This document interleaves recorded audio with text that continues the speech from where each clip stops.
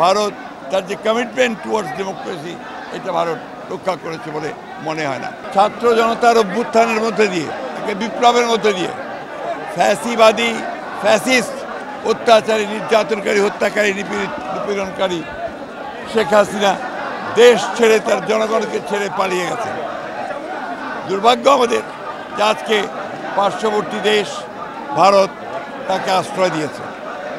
সেখান থেকে তিনি আবার এই বাংলাদেশের বিপ্লবকে, সংগঠিত যে বিপ্লব, সেটাকে নস্যাৎ করবার জন্য বিভিন্ন রকম চক্রান্ত শুরু করেছেন।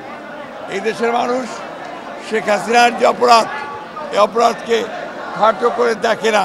তারা মনে করে যে এই গত 15 বছর ধরে শেখ হাসিনার এই ফ্যাসিবাদী শাসন বাংলাদেশের স্বাধীনতাকে দুর্বল করে দিয়েছে, তার অগ্রগতি যাত্রাকে ব্যাহত করেছে।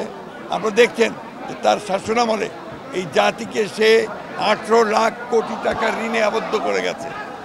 পাচার হয়ে গেছে প্রায় $100 বিলিয়ন। সেই জাতিকে দুঃশাসন এবং সমস্ত কিছু ইনস্টিটিউশন, প্রতিষ্ঠানগুলোকে ভেঙে দিয়েছে। সেই ব্যক্তিকে আজকে এইভাবে ভারতে আশ্রয় দিয়ে ভারত তার যে কমিটমেন্ট টুয়ার্ডস ডেমোক্রেসি এটা ভারত রক্ষা করেছে বলে মনে হয় না। আমাদের তাই আহ্বান থাকবে ভারতের কাছে যে আপনারা তাকে আইনানুগভাবে আইনের কাছে, বাংলাদেশের সরকারের কাছে তুলে দেন এবং দেশের মানুষ যে সিদ্ধান্ত দিয়েছে সেই সিদ্ধান্ত হচ্ছে তার বিচার করা, সেই বিচারের সম্মুখীন তাকে হতে দেন। একই সঙ্গে আপনি আরেকটা প্রশ্ন করেছেন যে নির্বাচনকে নিয়ে আপনাদের, আমরা নির্বাচন নিয়ে আমাদের বক্তব্য আমরা আগেও বলেছি, এখনও বলছি। এই সরকার হচ্ছে একটি গণঅভ্যুত্থানের পরে বিপ্লবের মধ্যে দিয়ে এই ইন্টারিম গভর্নমেন্ট, অন্তর্বর্তীকালীন সরকার এসেছে। তাদের প্রধান কাজ হচ্ছে নির্বাচন করে জনগণের হাতে, প্রতিনিধির হাতে ক্ষমতা তুলে দেওয়া। তবে আমরা মনে করি যে জঞ্জাল আওয়ামী লীগ সরকার সৃষ্টি করে গেছে, সেটাকে দূর করতে অবশ্যই কিছু সময়ের দরকার। একটা সঠিক সুন্দর নির্বাচন করার জন্য হলেও একটা সময়ের দরকার, যে সময়ে এই নির্বাচন করে এই নতুন সরকার তারা সেগুলোকে দূর করতে পারবে, সংস্কারগুলো করতে পারবে। সেই সময় অবশ্যই এই দেশের মানুষ তাদেরকে দেবে। ধন্যবাদ।